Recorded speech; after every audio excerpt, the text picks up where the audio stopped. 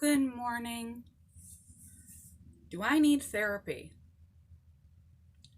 You may have over time asked yourself that question. If you're watching this video, you probably asked yourself that question. So, how do you know when you need therapy or need to go back to therapy? If you're asking that question, that alone is an indication that you might be served well by therapy.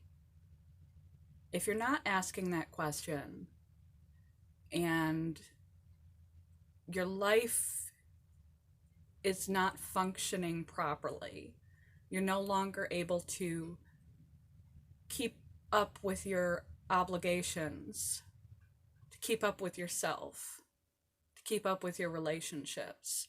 If you're overwhelmed and you don't know how to fix it, you might be benefited by therapy. If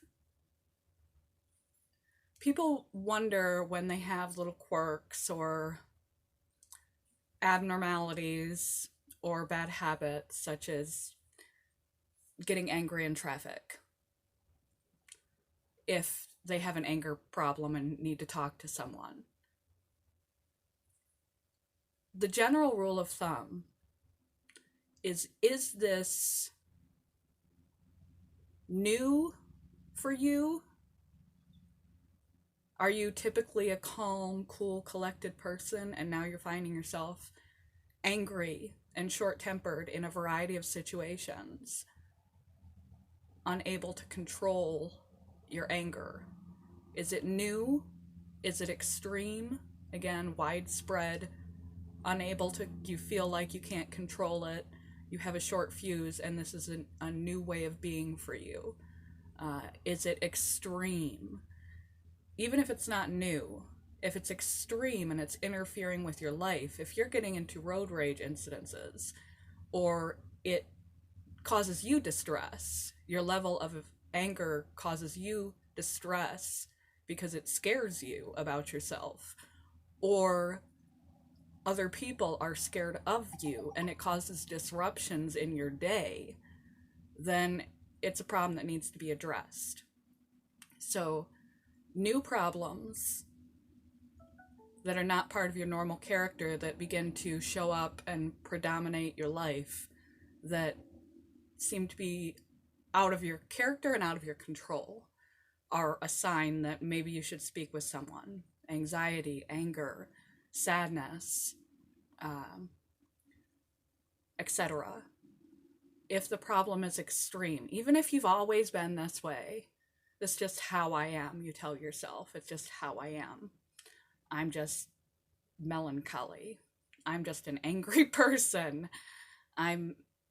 That's just how I've always been.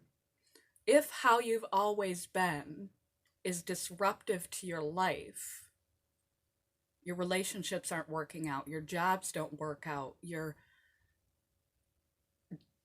day-to-day situation causes a lot of drama, havoc, and issue, you may want to speak to someone. Just because you've always been a certain way, if it's causing you problems in your life and your ability to go through a day without drama or distress, you can change. Just because you've always been a way doesn't mean you have to remain being a way if that way is negative.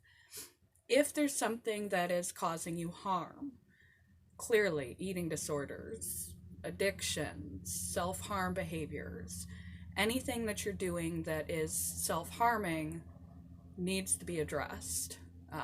That's clear. If you think of harming yourself in any kind of way, you probably need to speak to someone. If you are in a situation where you've recently experienced a loss of a job, loss of a loved one, loss of a relationship, and you're feeling stuck and you can't move past it, you just can't process it, you're overwhelmed and it has stopped you in your tracks, or you're re-experiencing, you're having flashbacks, you're avoiding situations and places that remind you of this person or this position, and you can't get over it, you can't get through what's just happened to you, some loss, some trauma, and you can't move past it. It may be time to speak with someone to help you process through it. If your life is disrupted, you need to fix it. And therapy can help you figure out how to fix it. A therapist does not wave a magic wand and fix you, nor do they give you directions to fix your life. But they're an excellent sounding board with a lot of clinical experience to see. It's like having a dialogue with someone who knows more than you know and who has seen cases similar to what you are dealing with.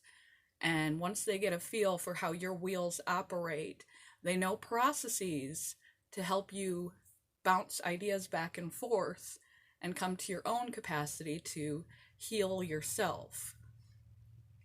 It's also a confidant that has no ability to speak about what you are confiding in them to anyone else. It's a pure confidant. By legal definition, they can't talk to anyone. So if you have secrets, if you have things that you've been carrying around that you want to unburden, you may want to talk to a therapist. If things from your past that you've never spoken about, things from your current that you've never spoken about, are eating you alive and you can't get past them, it may benefit you to speak to a therapist.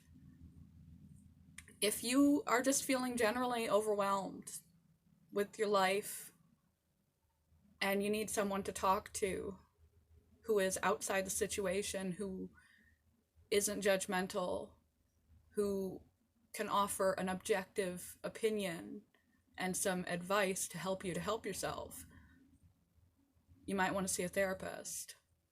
If you've been out of therapy for a while and you notice your former patterns coming back and overtaking things again, you want to go back into therapy.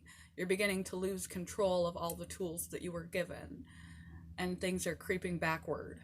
You might want to go back to therapy. If you are beginning to experience similar symptoms or new symptoms that you used to have, you find yourself crying all the time again, or not, maybe that's new for you, but you find yourself crying all the time. That's not normal, and you might want to talk to someone.